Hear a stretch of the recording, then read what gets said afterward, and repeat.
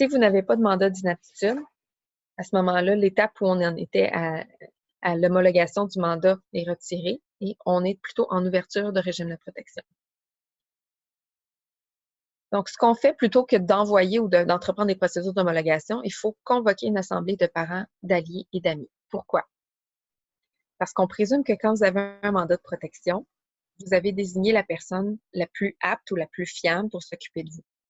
À l'inverse, si vous n'avez pas de mandat de protection, c'est que vous n'avez pas fait ce choix.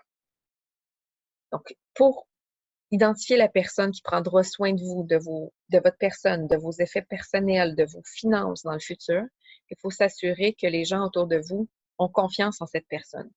Et le Code civil du Québec a déterminé que la façon la plus fiable de choisir cette personne, c'est de convoquer des parents, des alliés, des amis, donc les membres de votre entourage. On appelle généralement les parents de la personne, conjoint, les enfants.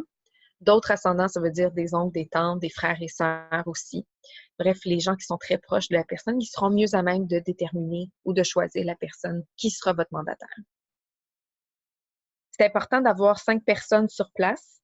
5 personnes, ça peut être beaucoup parfois pour des personnes qui sont seules et qui ont peu d'enfants. À ce moment-là, il faut demander l'autorisation à la cour de n'avoir qu'une, 2, 3 personnes assises à cette table pour déterminer qui sera responsable de votre personne dans le futur.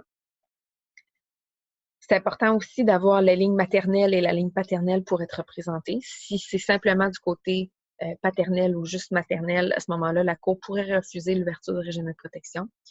L'idée étant, on veut s'assurer que toute votre famille ou toute représentation de la famille est là pour prendre la meilleure décision possible.